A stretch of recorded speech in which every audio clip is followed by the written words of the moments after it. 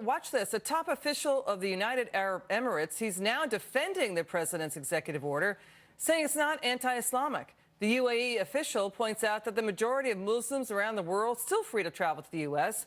They include Muslims from Saudi Arabia, Afghanistan, and Pakistan. He says it is wrong to say that the president's measure was directed against a particular religion and that the U.S. has made a sovereign decision and that it does not apply to the large majority of the world's Muslims. Let's take this to former Florida Congressman and retired Lieutenant Colonel Allen West is with me now. Colonel, good to have you on the show. What do you make of the UAE defending President Trump's immigration pause?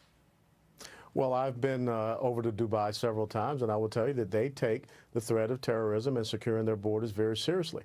As a matter of fact, when you look at some of those Gulf Cooperation Council states, such as the UAE, there are several of them who have declared the Muslim Brotherhood a terrorist organization.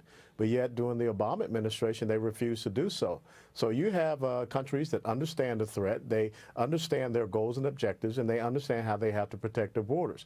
But unfortunately, I think we have a liberal progressive media machine here in the United States of America that understands that if you continue to get a false narrative out there, people will accept it as truth, and they're not asking people to sit back and read this executive order. But then the Trump administration probably could have done a lot better job defining this early on and making sure that they took away any opportunities for people to misinterpret this for something that it is not. Yeah, Colonel, I mean, we've got Mideastern officials saying the reality check has bounced with the media here, not reporting what they are seeing. We have people from Europe saying what you're saying. We have people from around the world, even refugees, agreeing with Donald Trump, saying it's about safety. They see what's going on. They're there. They're close to the action and situation. But Democrats at home are pushing the anti-Muslim narrative as well. We had House Minority Leader Nancy Pelosi caught on a hot mic encouraging a fellow Democrat representative to tell the crowd he's Muslim. I'm Congressman Andre Carson. Not only do I represent Indiana's 7th Congressional District very proudly, but I happen to be a Muslim and a former police officer. What do you think of Nancy Pelosi's remarks there? Well, I think it is just that entire mantra that we see coming from the left of identity politics. Look, Elizabeth, when we look across the ocean and seeing what has happened due to the open borders policies that Angela Merkel had in Germany and allowing people to come into the country that were not properly vetted, knowing that you had a very savage and barbaric terrorist organization, Islamic terrorist organization, ISIS, that said, we will infiltrate the refugees. And then when you understand the European Union and how it is configured, then those individuals were able to metastasize like cancer and spread out all over Europe. And we've seen what has happened in Brussels. We've seen what has happened in Paris. And we don't want to see the exact same thing happen here in the United States of America. We had about 6 dozen Democrats saying in 2002, yes, stop approving visas from terror hotspots. That was after 9/11.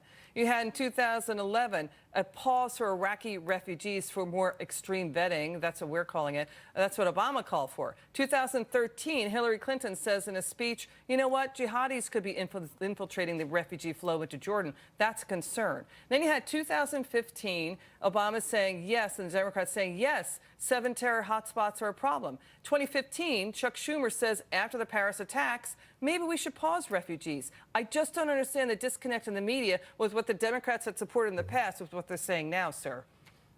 Well, it was Senator Daniel Patrick Moynihan who once said, you are entitled to your own opinions, but you're not entitled to your own facts. And the facts just seem to get in the way when it comes to the fact that there is a very determined message that is coming from the Democrat Party and from the left that they want to thwart any of the efforts from the Trump administration. And it's just been in its 2nd week. And to see this type of, truly petulant response and not sitting back and understand these facts and not sitting back and reading this executive order and understanding the global situation in which we live and realize that these were 7 countries that President Barack Obama called terrorist hotspots. So he's being consistent with President Obama. All right. Thank you, Colonel Allen West. Really appreciate your time, sir. Always. Next up, the UAE dignitary.